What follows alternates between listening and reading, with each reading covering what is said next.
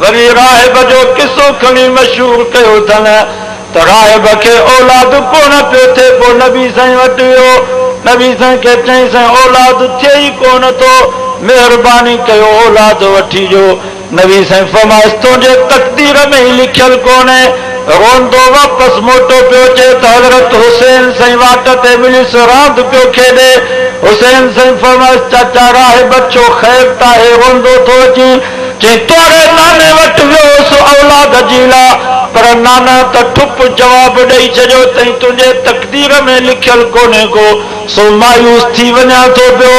हज़रत हुसैन साईं फरमायोसि तुंहिंजे तक़दीर में लिखियल हुजे हा त तोखे वञण जी ज़रूरत कहिड़ी हुई। नाने साईं तोखे जवाब ॾिनो आहे त मां थो तोखे पुट ॾेई, हिकु अथई, ॿियो अथई, टियों अथई, चोथों अथई, पंजो अथई, छहों अथई, सतो अथई। राहिब तौबा कई तॾहिं हुसैन जान छॾियसि, न त अञा बि ॾेसि पियो। इहो किसो त तो ॿुधायो, पर हिन में त नबी साईं जी त तो ई नथी। त माना हुसैन साईं जे नाने साईं वटि कुझु बि कोन हो, हुसैन साईं नाने मुस्तफ़ा खां बि मथे।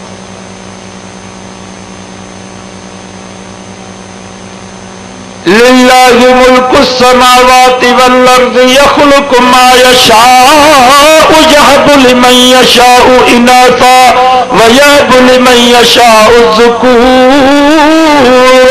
अल्लाह साईं फरमाए थो आसमाननि जो मालिक मां, ज़मीन जो मालिक मां, मुंहिंजी मर्ज़ी आहे जंहिंखे न्याणियूं ॾियां, मुंहिंजी मर्ज़ी आहे जंहिंखे पुट ॾियां, मुंहिंजी मर्ज़ी आहे जंहिंखे न्याणियूं ऐं पुट ॿई ॾेई छॾियां, मुंहिंजी मर्ज़ी आहे जंहिंखे न्याणियुनि ऐं पुटनि ॿिन्हिनि खां सिकायां, मूंखां कोई पुछा करण वारो न आहे।